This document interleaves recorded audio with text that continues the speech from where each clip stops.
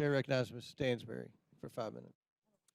Thank you, Mr. Chairman. And I want to just start this afternoon by thanking our panelists who have been sitting here all afternoon, and many of the members of the public who are with us. I see a lot of tired faces out there, and I want to thank you all for spending your day with us. But I also want to start out by asking, what are we doing here in this committee today? Why are we here?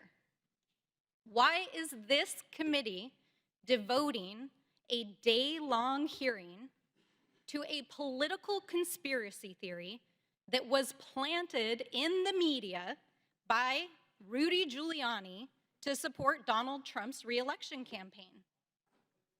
Of all the topics we could be focused on in this committee to support the American people, how people are going to put food on their table at the end of the day, how we're going to address the economy, how we're going to address critical issues that are on people's minds every day. We are devoting an entire day to this conspiracy theory involving Twitter.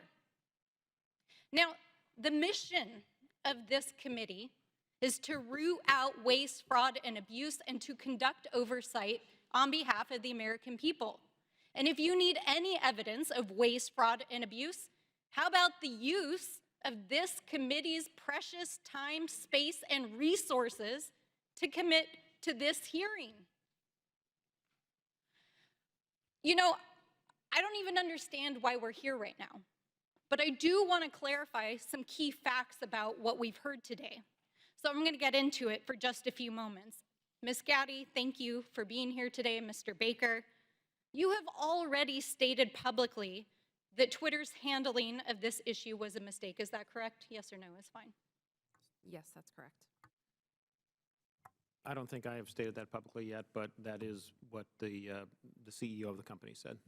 Yes, and at the time, only weeks before, one of the most consequential elections of our lifetime in 2020, Twitter made a decision based on policies put into place to protect the public from political disinformation and from foreign interference. Is that correct, Mr. Roth?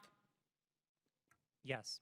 In fact, the failure of Twitter and other social media companies to moderate political disinformation not only fueled its use in election tampering in 2018, but allowed for election denialism to run rampant in 2020, and that is exactly what led to the insurrection here on January 6th in the Capitol. So, Ms. Navaroli, I want to ask you, thank you for sitting here all day answering these questions. Do you believe that Twitter has put into place policies that would adequately protect free speech, but also protect the American people from another violent insurrection and the kind of hate speech that we are seeing run rampant right now on the platform? Thank you for that question. I cannot speak to Twitter's current policies because I have not worked there in quite some time, but I can say that my job at Twitter was to balance free expression and safety. And one of the things that I constantly pushed for was for us to include more analysis within that simple balancing act.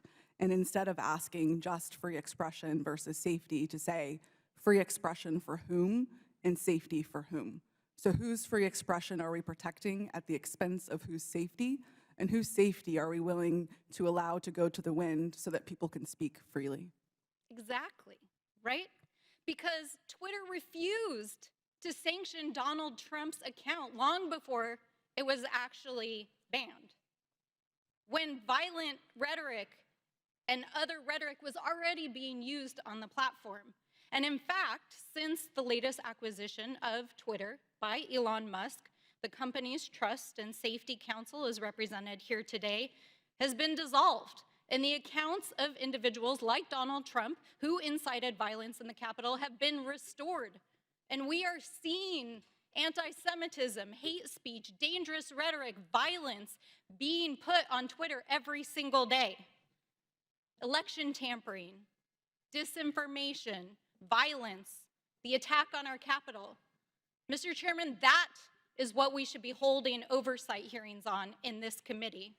I have traveled to every corner of my district, and New Mexicans are depending on us to defend our democracy and to ensure that we are holding not only those who are committing waste, fraud, and abuse accountable, but ourselves.